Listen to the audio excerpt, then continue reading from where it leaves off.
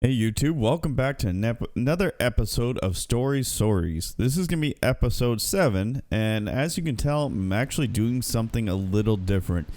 I actually went ahead and pre-recorded the footage of me assembling the model kit and didn't do any talking during the video. So if you hear no audio from me assembling the model, there's a reason. It's because I took it out. The purpose of this is to help speed up the videos. They're getting really long. Nobody's got time to just sit and watch somebody blabber on for like an hour assembling a model kit and with long moments of silence. And it's going to save me on some editing, so I don't have to constantly clip and do a lot of jump cuts. I mean, there's still going to be jump cuts in here because I was spending time with my wife that day too. She was taking a nap, and I got up every now and then when she needed something or to check on her. And so there are jump cuts, but hopefully not as much as there would be if I was recording this while talking. So anyway, that's enough about that. Let me know if you like this format or if I should go back to the original while I talk as I go. This is still unscripted, as you can tell. So you still got that like genuine flow instead of me scripting it, which may be better if I script it, but I'm too lazy. This is a hobby. This is not supposed to be a lifestyle. So anyway, today we're actually going to talk less about the aircraft itself. I've actually talked quite a bit about the C-130 and all its variations. Maybe not as interesting stories as I could have come up with. I'm still really new to how this is all going to happen. That's why the format keeps changing, even the thumbnail's changing. So as I figure it out and I get input and feedback, I'll fine-tune this and make this a better process. But in the meantime, today I'm going to actually talk about the C-130, I'm sorry, not the C-130J. I'm going to be talking about my career in the actual military. I've kind of briefly gone over this at the beginning of the series, and specifically with the C-130. Today, though, I'm going to mainly focus on my time in Japan because that's where I had the most experience with the C-130. I had a little experience outside the Japan throughout my career with the C-130, but most of it was while I was actually in Japan because that's one of the main aircrafts for that airbase. So anyway, we'll go ahead and get into the story, and I will go ahead and say that this is definitely my first completed model kit where it actually had small pieces and needed to be glued. So it is definitely gonna look rough. I'll share some pictures in the video overlaid to give you ideas of what it's looking like right now.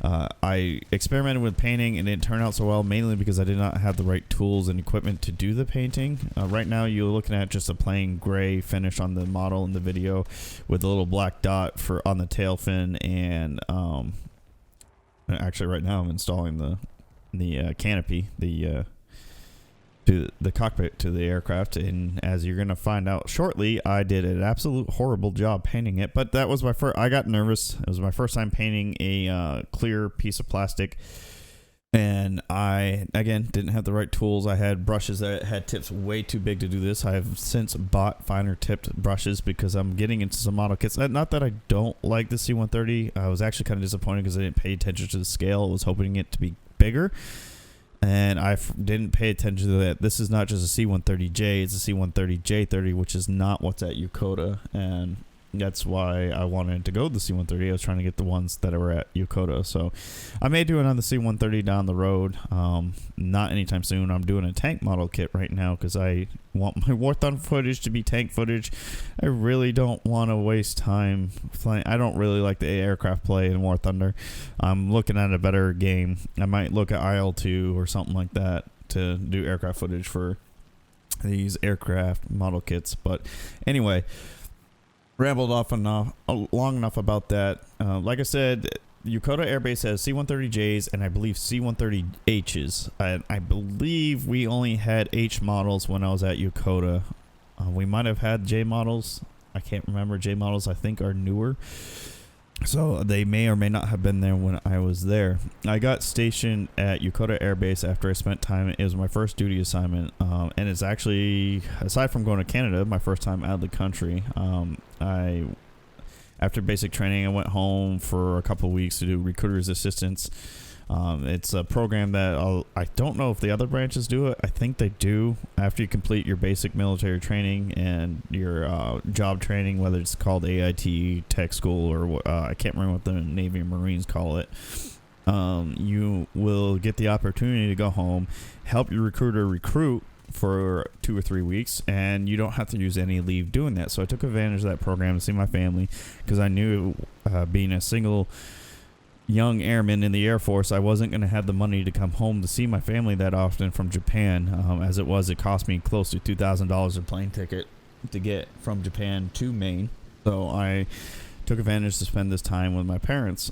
And then after there, I went from Maine, flew out from Portland, or actually I can't remember if it was from New Hampshire, not Portsmouth. Anyway, it doesn't matter. I flew out and went over to, I think I went back to San Antonio. From San Antonio, I flew to Seattle, and from Seattle, I got on what we call the Rotator, the Freedom Bird, or Patriot Express. It has all kinds of different titles. It's a contracted airline that just flies military members and their families around the world to get to their new assignments or deployments, depending if they're going into a non-hostile zone. But we flew from Seattle across the Pacific Ocean all the way to Yokota Air Base, Japan, which was back. I left the United States on Valentine's Day, I think, if I remember correctly. I either left the United States on Valentine's or landed in Japan on Valentine's Day. It was February in 2006, because I went to basic training in 2005. And from there, my life in the Air Force began, really began. I mean, you can argue it began in basic training because, first time on my own and all that good stuff.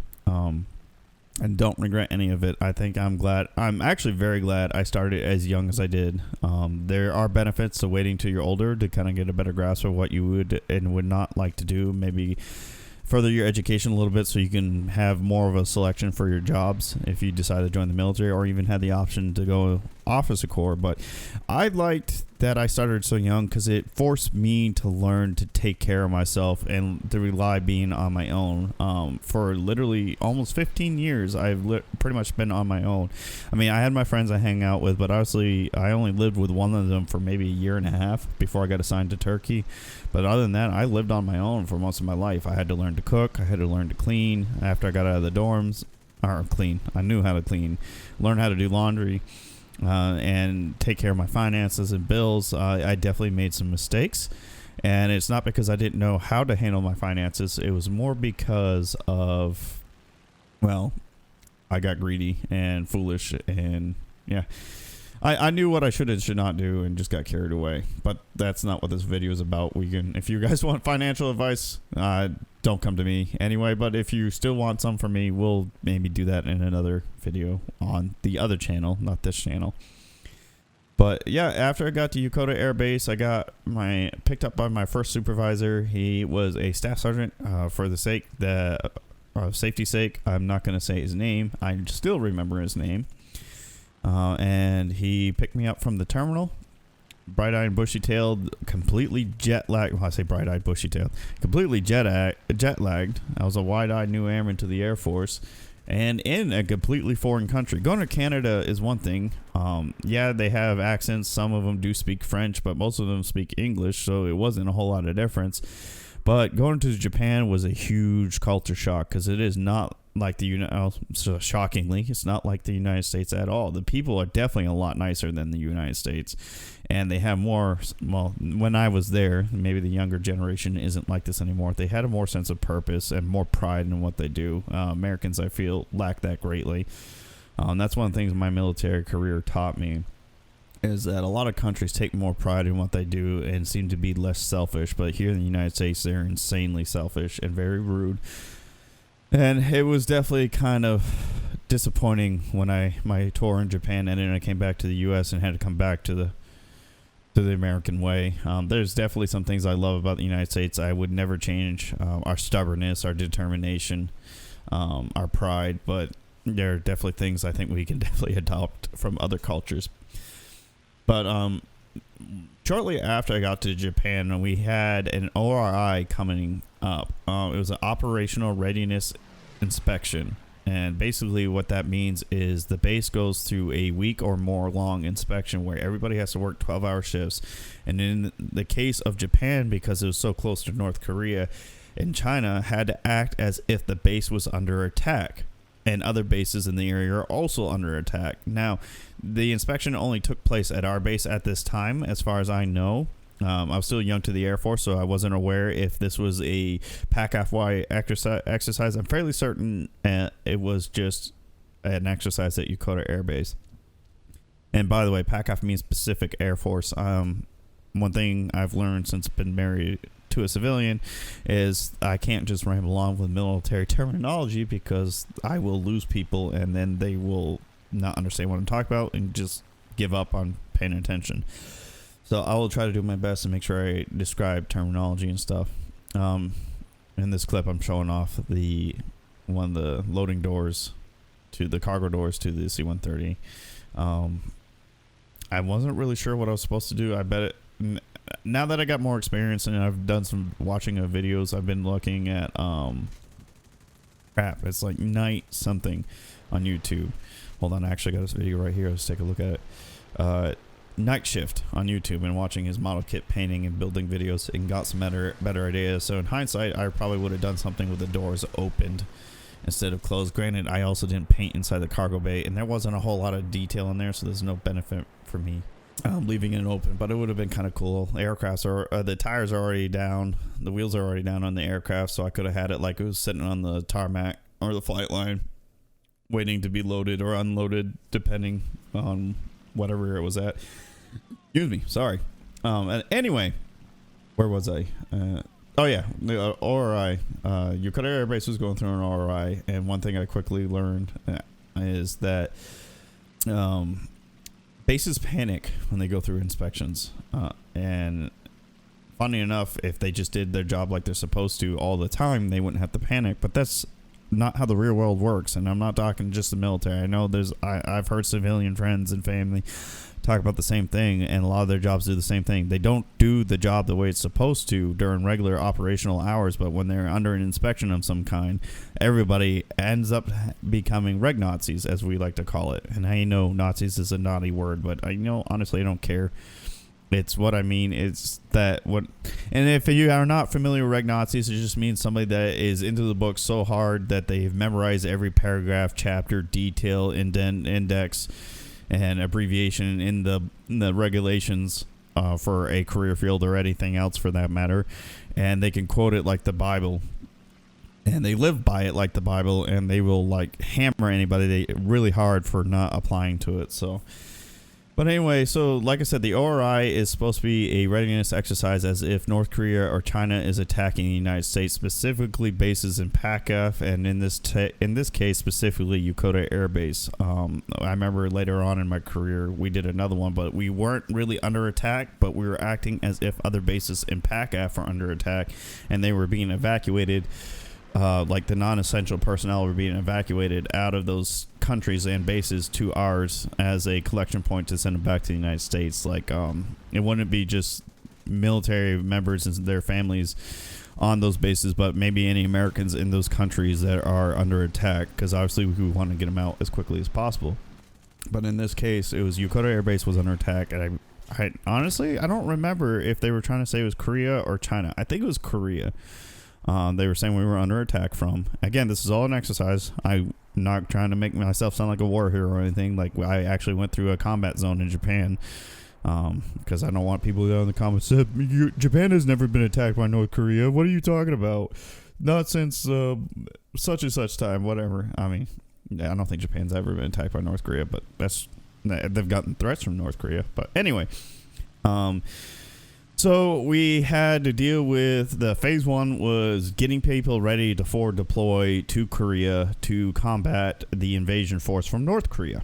And then when I say Korea, we sent them to South Korea. So we did mock deployment lines. Not this one, but another one that happened years later. They had what they usually do with these mock deployment lines. They act like you're actually deploying. You have 24 hours to get your gear ready to go. Any clothing or items you need packed up need to be ready to go. Technically, we're supposed to have a 48-hour bag pre-packed so we can just grab it and go in case we need to. A lot of people don't. Shocker. But and I'm one of them. Honestly, I'm not gonna lie. I got stuff ready for a 48-hour bag that's just not in the bag. Anyway, and then they have you go through this line to inspect your folders to make sure all your paperwork and documentation is up to date. They go through your bags to make sure you got everything you need packed for the specific area you're forward operating or deploying to. And then you get loaded up you get loaded up into a holding area into the aircraft or whatever's taking you where you're going is ready to go. They load the cargo first, and then they load the personnel after. In this case, when I went through, and years later, I just got on the bus and rode around on the flight line for a couple hours. Whereas this particular one, they actually had people load up on the C-130. And I'm not entirely sure where it flew. I heard, I'm not going to get into details anyway because I don't want to get too detailed on how we do our exercises. But they actually flew around for a little bit as if they were going to deploy and land. And so as this is all going on, we're being rated on our performances to make sure we're doing everything correctly and safely and by the books. And make sure essentially that the base is ready for combat later on. It's actually during this exercise I met my friend Ungodly Rampage, Marvel, and he also goes by, and he introduced me after the exercise basically was over. That's where I met my friend Zombie Airman Gilbert and the Mind Killer Levite, who's now out of the Navy. He's a vet now. So, and you guys see him in my podcast and hear him. I actually hear all of them in a few of my videos. So. That's kind of why I brought him up to give you. And we've been together as friends for 15 years now. Actually, to talk about the model kit real quick, I'm getting back into painting. This is where I start like messing around with my painting, and learned very quickly. I don't have a clue what I'm doing with model kit painting. I was really getting irritated that the plane looks so plain. So I was trying to touch up and stuff because I accidentally removed paints in some areas and trying to make it more interesting in details. But anyway, I'm back to the story. Yeah, I've known these guys since Japan. We've been together for 15 years. We still meet up. This year we were actually supposed to meet up for my wedding back in April, but with COVID-19 going on right now, that didn't happen, and it hopefully will happen sooner or later because I would love to. I've seen all of them recently. I've not seen them all together since Japan. I would very much like to do that again. But it is true in the military. You form not just friendships but brotherhoods. I know they would give me a hard time if they ever hear me say this, but the beauty of my friends is they are very how should I put it? Very supportive in a very sarcastic sense that they will tell you, hey, these videos are boring. I'm not going to watch them, so I don't have to worry about watching them. And them watching this and hearing all this stuff. But that's why, and I also kind of drop things like this in videos just to see if they pay attention. Because now and then I've had a few watch them and then they make a comment about how they heard me say something in the video. But anyway, back to the story. So that was phase 1, and then with phase 2, we move on to the actual attack. Like the base has been hit by biological, chemical, or nuclear weapons. In our sense, I think it was biological weapons they use mainly. And we have to wear what's called MOP gear. Mobility. I can't remember what it stands for. I've been in the military for 15 years. I don't think I ever knew what the abbreviation for MOP stands for. It should be. I think it's probably. I'm not sure, honestly. Maybe I'll look it up. In fact, let me look it up right now. Mission-oriented protective posture. That's what MOP stands for. And we would wear this gear. It involved a full chem suit. So from head to toe, you cover it. At this point, we had charcoal lined suits to help with filter some of these contaminants that could kill you very painfully. It involved suits and coat and pants, rubber boots, gloves with cotton inserts, rubber gloves with cotton inserts, and a gas mask with a hood. And you would have to wear that and perform your job, normal duties, and this said gear. Luckily, this was during the winter, so it wasn't too warm in Japan. They don't get, where we were in Japan, it doesn't really get freezing. In fact, it didn't snow there the entire time until, like, I think my final year in Japan. And even then, it dusted the ground and melted shortly after that. So we wore the mop gear to protect ourselves from the quote-unquote contamination out there, and we also had to be careful because people leave like IUDs. No, I'm sorry, IUDs is something completely different. That's not military related. But anyway, IEDs around, and we had to make sure we didn't trigger any of them and get ourselves killed, and we had to report them so they can be properly dealt with, and we had to report any suspicious activity because we're supposed to be under attack. There's supposed to be an invading force potentially coming from North Korea into Japan, and obviously one of the first places they're going to want to hit is a military base. So I remember one specific moment we had an inspector acting as if he was an enemy that found a way into our warehouse. Nobody knows how. We're assuming that an inspector that was actually inspecting us let him in through a back door just to see how we handled it. Being a young, dumb airman, I kind of just stared at him because he just looked like a normal person. It didn't click. The only downside of these exercises, they don't get really creative most of the time to make OPFOR, which is opposing forces, look like actual opposing forces. This was just a regular dude walking in U.S. Air Force uniform, and yes, you could argue there could be he's not a normal guy we see in our warehouse, so you could argue like he could potentially be an enemy that got a hold of one of our uniforms. But the whole purpose of him getting in was to see how we would challenge him. So like I said, me being a young dumb airman, not knowing any better, I was like, oh, that's just another one of us in uniform. Somebody else must be dealing with them. Nope, that was not the case. He was supposed to be a suspicious person that got into our warehouse, and we were supposed to challenge him. So it ended up resulting in our chief, Master Sergeant, which is the highest ranking you have in the Air Force, ended up running down the hall. He's got to be, I don't know if he was in his 40s, running down the hall, tackling this guy because he realized he wasn't supposed to be there. It was the funniest thing I've ever seen, but it wasn't so funny later because we got in trouble for not challenging the guy. But it's funny because I'm looking back. But so we have had, there was one time I wore that chem suit for 4 whole hours. It was painful. I had a jaw injury at the time, which made my mask, like, it would literally lock my jaw into place, and it would be so painful. But if I took that mask off before they gave us the all clear during the inspection, then I would be considered a dummy kill and spend the rest of the exercise feeling sandbags, and then have to explain to my commander why I took my mask off during a quote-unquote attack and caused the unit to get a poor rating in that area of the inspection. So I just sucked it up and dealt with it. But it was so, I mean, that's long been fixed. I don't have that issue really anymore. Granted, I also haven't. No. When I was deployed to Al Dhafra, I had to wear the mask for a long time. I didn't have that issue.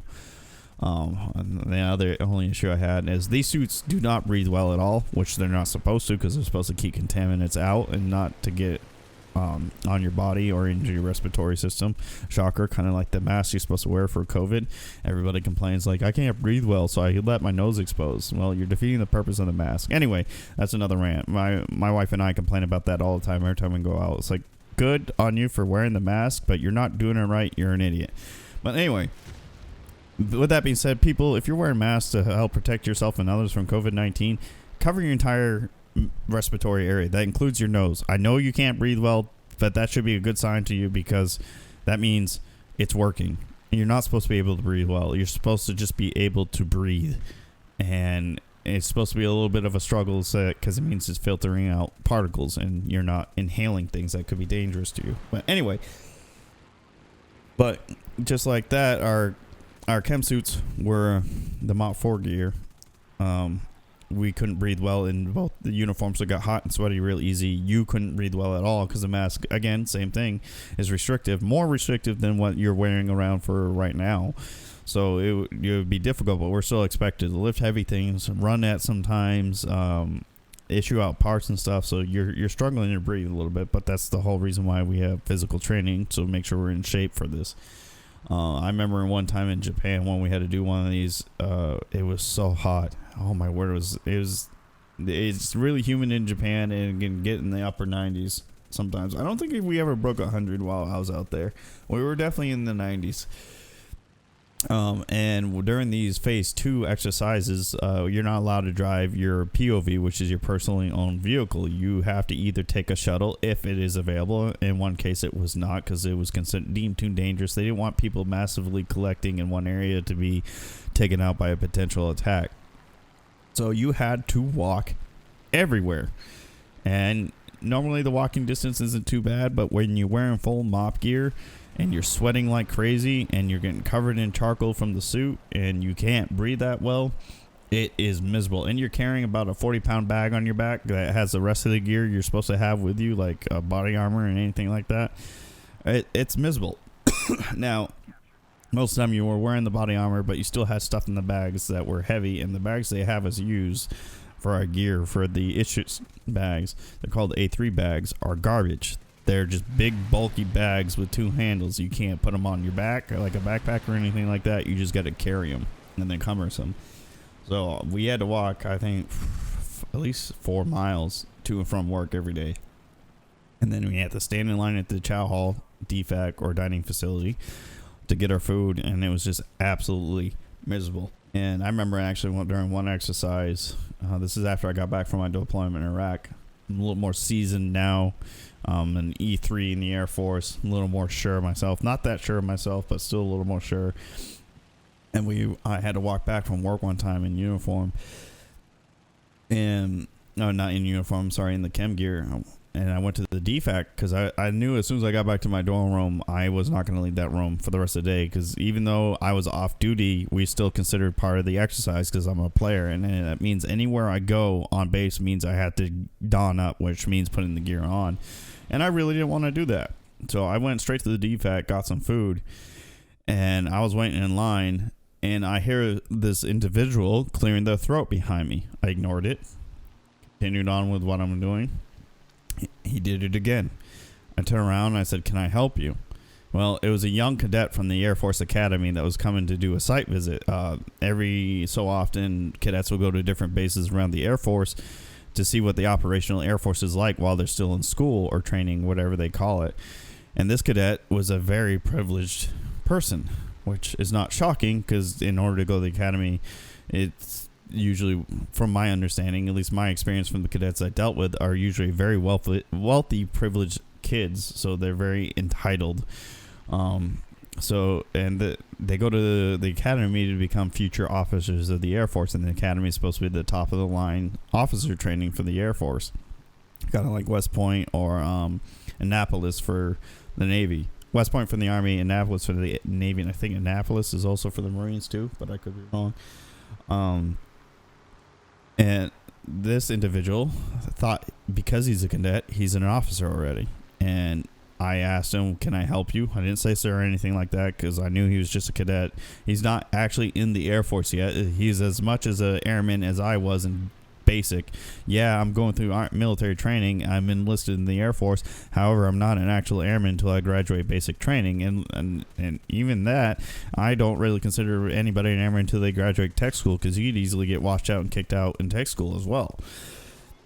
So I just turned around, looked at him, and said, "Can I help you?" He goes, "Where's your sir?" Because he was mad because I didn't call him sir, because he's a future officer. And I just rolled my eyes and ignored him. And he goes, "You should let me go first." The line at the DFAC was very long. He had a nice, cleanly pressed uniform, no sign of wear or tear on it. And I was sweating from every orifice, or every inch of my body, covered in charcoal soot. Tired, exhausted, because I had to walk 4 miles carrying a 40-pound bag. And yes, I know my Marine and Army friends are going to be like, "Haha, you think 40-pound bag is that bad from 4 miles of walking?" Oh, well, I've done far worse. Yeah, I don't want to hear it. That's not what this is about. I get it. You guys have done worse. I've had my instances where I've done worse too. So, but anyway, I was tired, covered in charcoal, hot, sweaty, annoyed. And when he said, "You should let me go first," I kind of looked at him. I was like, no, I should not. He goes, "Do you know who I am?" I was like, "No, I don't, and I don't care." He goes, I could possibly be your commander someday." I said, "I really don't care," because the key word of that is possibly and someday. you could easily fail out of the academy and not be an officer anymore. Well, he looked at me all high and mighty and says, well, you should be careful how you talk to me because it's still a possibility. I looked at him and was like, I don't really care. I just walked 4+ miles in this full gear. At this point, I had my mask off because we didn't need it inside the DFAC, but I still had everything else on. Carrying this bag. Now I want some food after working a 12+ hour shift, which this kid was probably working less than 8 hours because he's just there for a site visit. He's not there to actually do anything. And then, like I said, he didn't have to wear any of the chem gear, which I wish they made him do. It might have humbled him a little bit. They should have. But anyway, I looked at him and said, I'm hungry, I'm tired, I'm dirty, I'm going to get some food. He goes, well, who's your commander? I'm going to have a talk with him. I said, I gave him the full rank name of my commander, what building he was in, his phone number, his email address, because I knew that kid wasn't going to do squat. Well, at least that's what I thought. And apparently he actually did talk to my commander, and my commander saw me one day when I was walking through the hallway, and he goes, Sergeant Airman Ancona. I wasn't a sergeant yet. Airman Ancona. I was like, yes, sir. He goes, do you know a cadet so-and-so? Yeah, kind of, I guess. I think it's the guy that I had to run in at the DFAC. He goes, yeah. He had a little talk with me saying he was not happy with your performance in the DFAC. I kind of looked at him and was like, all right, this is kind of weird because my commander didn't strike me as the type that actually would listen to the gripes of a cadet unless I actually did something seriously wrong. He goes, yeah, I was annoyed. I was like, well, I'm sorry, sir. I mean, I was tired. He goes, no, I'm not annoyed at you. I was annoyed that this little pissant thought he was entitled enough to come into my office and demand I reprimand one of my airmen because my airman wouldn't let him go first in the line at the DFAC. And I just kind of laugh. He goes, I can't stand these cadets, man. Because if I remember correctly, he was former enlisted, so he went through like OTS or ROTC after being enlisted in the Air Force for so many years. A little word of advice to anybody considering joining the military, and people in the other branches can correct me if I'm wrong. Officers that deserve more respect and tend to be more liked were former enlisted, for the most part. And when I say former enlisted, they had some time in the military, like at least 5+ years before they went officer. And they tend to be more respected because they understand not only how the enlisted tier works, but how the officer tier works. And they tend to be more reasonable and have more common sense. These officers that come straight out of college or the academy or anything like that tend to be lacking that because they don't have that general knowledge experience. Now, there are some exceptions to the rule that they do actually care about their job and their airmen or troops or whatever, the sailors. So that what they will do is actually take the time to get hands-on with a job and learn the ins and outs and know what it's like. It's trying to get to know their the people under them better. But in my experience, that's rare and far between. Can't get into detail because it was one of the bigger violators. Yeah, anyway. But so that was one of the first stories of my first experiences in Japan. Well, I kind of jumped years ahead. It was near the end of my time in Japan where I was talking about the cadet. That was when I was getting closer to leaving Japan, going back to Virginia, or getting stationed in Virginia at Langley. Some other stories I had in Japan, with my buddies, we did everything. We used to, the funny thing is we're in this new country. A lot of us never been outside the United States. In fact, I'm fairly certain all of us never been outside the United States. Again, with the exception of Canada. I don't count Canada. So it was a new experience. But you know what we go ahead and do? We go to this store called the Seiyu, which is a multi-level, basically mini mall. In Japan, because they're so densely populated and crowded in most of the country, they build up instead of out. And even I know we do that here in the United States too. We have multi-level buildings, but they tend to be very long and wide as well, where Japan is actually just tall. They just build up. They build so far wide and so far long, and then they just build up for everything else. Well, in this place in the Seiyu was Starbucks, and every day when we were off duty, we would, not every day, but any time we got bored and wanted to do something, we either go to a restaurant called Near Manju's or Red Dragons. and we would go get some food, and we get like gyoza, sweet and sour chicken. I know we're in Japan and having Chinese food. It's a while before we started going out and actually having real Japanese food. But let me say, Chinese food in Japan, a million times better than it is in the United States. I'm just going to throw that out there, which shouldn't be shocking. But yeah, I was actually kind of disappointed when I came back to the U.S. and had Chinese food for the first time. It took me forever to actually get into actually liking some Chinese food. Even now, I'm still like really picky about where I order. I also had like a refresher back in Japan. I went back to Japan recently in 2017 to 2018, the end of 2017 to the beginning of 2018. And I'm going to stop real quick. If you look in the video right now, I'm painting the windscreen / cockpit / canopy to the C-130 here, and I didn't do horrible. I'm not happy with the results. I'll show pictures. Like I said, I'll have pictures posted in this video at the end of this video showing what it looks like and everything I've done with it. But overall, I'm not very happy with it. But hey, I gave it a shot. It could have definitely been worse. I learned how to correct some of my mistakes, which will make it easier for me in the future when I do models I care more about. Not saying I don't care about this model, but I've definitely learned a lot. That was kind of the purpose of getting probably a semi-cheap model and something that I wasn't like super into. I mean, I love the C-130. If this was a C-130 gunship, oh yeah, I'd be very angry with how I handled putting this thing together. I'm missing. I lost the decals. I broke parts. I lost parts. The painting is horrible. I had the wrong paint colors. I couldn't figure out how to do paneling correctly. Long since learned from videos. I haven't been able to put it to use yet, so hopefully when I have to start doing paneling and all that, I do a lot better. And I'm a little nervous when it comes to the decal stage, since I wasn't able to practice on this since I lost the decals. I need to do better at organizing. But yeah, so I mean, it doesn't look horrible. I definitely could have done better, but it is what it is. But like I was saying, the food in Japan, obviously a lot better. And I'm not actually talking just the Japanese or Chinese food. McDonald's, million times better in Japan. Not just because of the food, but also the customer service. You order your food, you actually sit down, they bring it to you. They're, again, Japanese people, pride in what they do, very polite. The food, the Big Mac, the best Big Mac I've ever had. I don't know what they do out there to the Big Macs to make it so much better, and I don't feel like dying after I eat McDonald's out there. Here, I eat McDonald's, and I better hope I'm not going anywhere for a couple days, because I'm going to be miserable. That's another thing.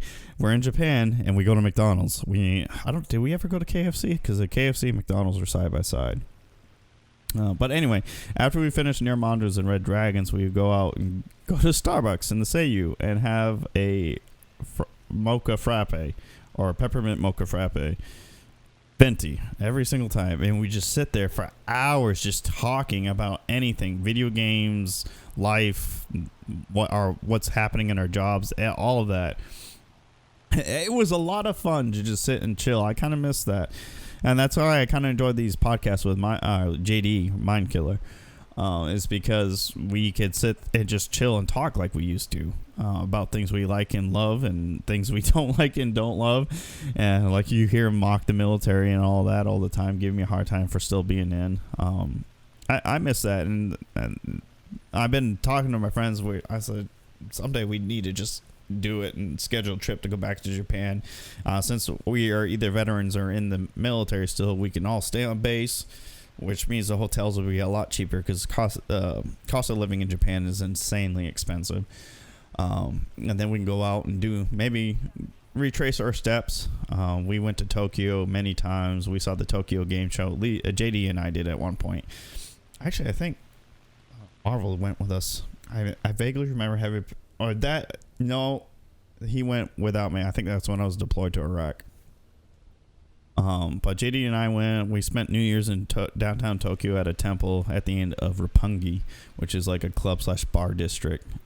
You also have the Tokyo Tower out there, which is, I believe, it's bigger than the Eiffel Tower. It looks just like the Eiffel Tower, except they painted it, I think, orange and white. And I mean, you can actually go to the top and all that, which I never did, and I'm disappointed about that. I should have. I wish I could. I also went climbed Mount Fuji while I was out there. My friends and I went snowboarding twice. I went with JD once, Marvel and Gilbert twice. and we snowboard out there. That's how I picked up snowboarding. Love snowboarding. First time we went out there, we were very sore and exhausted, but we had so much fun out there. I would love to do something like that again. I went deep sea fishing when I was out in Japan. In fact, I saw an adolescent whale shark that swam right up to our fishing boat, and saw a manta ray, which I did not know could do this, come flying out of the water. Saw some flying fish, some dolphins. It was a lot of fun out there. I had a lot of fun in Japan. It's kind of sad. My most memorable times, good memories, I wouldn't say my most memorable times were in Japan, and that was at the beginning of the career. And it kind of went downhill, partly because that's my fault. I made no effort to leave certain locations like Virginia. I waited too long to actually get into looking. I mean, I tried to deploy all the time I was in Virginia, but deployments are very rare because of the unit I was in was more of a support unit than an actual operational unit. Well, I mean, it's still operation, but we didn't travel that much. A lot of our work required us staying in office buildings in Virginia. So, but I did deploy eventually while I was out there. And I have memories in Virginia, good and bad. It was definitely not my favorite assignment. Turkey is definitely the most memorable, and there are some aspects I miss about it. I had another friend out there. I have not gotten his permission to use his name in my videos or streams, but he goes by Pharaoh Airman on Twitch. He changes his name on Steam all the time. Shadow Banish is what I'm more used to him being. I have no clue what he is now. I think it's he. I have no clue what he calls himself on Steam. He changes it all the time. But actually a couple of days ago I played War Thunder with him, so you might, guys, those who watch that stream might know who I'm talking about. We ended up getting stationed in Turkey together, and it brought a lot of. It was really, we had to get very creative with what we could do. I think one of the reasons why I'm able to handle COVID-19 so well and all the lockdown and social distancing is because I essentially went through that for 15 months in Turkey. We couldn't go out to do anything really. We got locked into our houses several times. We were dry base, so it was actually worse because you couldn't even have alcohol out there at some points. We went dry base more times than I care to remember. We actually are under, in my opinion, more serious threat out there than we are back here in the United States with COVID-19. Now, I'm not trying to downplay the seriousness of COVID-19. I'm just saying it was definitely, I think, more intense out there. Not to mention that there's days I worked 6 to 7 days a week, 12-hour shifts, exhausted by the time I got home. Not a whole lot to do on base because you're locked down on base, can't go anywhere. There was the bowling alley, the club, the movie theater, and the gym. And there's a little morale area where we kind of hung out at the bowling alley where we would get together and play video games every now and then with a group of people. But most of the time we spent the time in our houses, barbecuing, watching movies on my projector in the backyard, playing darts, playing video games, playing I got into Magic the Gathering while I was out there. I don't really play anymore because I mainly played with Shadow Banish. I kind of miss playing with him. It was actually a lot of fun. He plays MTG online, but I don't know, it's not the same. I prefer playing in person. It was a lot more fun doing that. I'm actually looking to selling my collection and getting rid of it because I need clear space, and like I said, I don't do anything with it anymore. I'm getting to other hobbies like model kit building, as you can see in this video, and I do jeeping. Once everything starts opening back up again, I'm going to be spending times in the mountains in my Jeep club and going to the range again. So I'm looking forward to getting back into this stuff. So like I said, Turkey prepared me for this. I mean, my wife struggles a little bit more than I do with it because she hasn't been through anything like this before, and I think a lot of us in the military know. I wouldn't say all of us, because I mean suicide rates were on the rise before this happened in the military, specifically the Air Force. I mean the other branches are probably high too, but I'm more familiar with the Air Force's numbers because I'm in the Air Force, so I hear about it all the time. I'm showing off some of the work I've done in the aircraft. I'm getting ready to wrap up the video for the model kit. Like I said, overall I'm very happy with it. Sad I lost and broke some parts. Sad I lost the decals, and I wasn't experienced enough to know how to actually detail the aircraft a little better with paint, but I'm learning as I'm going. In fact, the exhaust burn off I have on the underside of the wings, I'm fairly certain is non-existent right now. I think I just painted it over it. I got some black wash in there. I call it black wash. My wife calls it antiquing. I don't know. It does not look like what the aircraft would look like. It looks cool because it brings out some detail and breaks up just plain gray paint job. But and I learned. I'm not going to use it for testing painting techniques on it before I start doing it on models that I care about. But yeah, like I said, my wife doesn't do as well as I do with this social distancing lockdown because she's not conditioned for it. I've been conditioned for it. I actually kind of enjoy it. I don't think it should continue, but this is not about politics. But I kind of enjoy it because I like I said, I've learned how to entertain myself and keep myself occupied on my own for so long that it's kind of enjoyable and relaxing to me. It gets me from the stresses of life. I had to learn to adapt and overcome so much in Turkey. Turkey was more of a struggle than my time in Iraq, and people are actively attacking a base in Iraq. But I think I was mentally prepared for that when I went out to Iraq because that was a active combat zone, and I knew that, so that didn't bother me much. Turkey tested me and put me through a lot while I was out there, but I learned a lot while I was there. But anyway, guys, I'm gonna wrap it up. The video's ending. I'm gonna have some pictures roll through of the models so you can see what I was talking about in better detail. But if you guys like this format, let me know in the comment below. Click like and subscribe. And be ready. They were supposed to keep this under an hour, but with me talking so much, it's kind of running over. If you think I should script it, let me know down below as well. And the next model kit video will be of the M4 A3E8, the Easy 8 Sherman tank.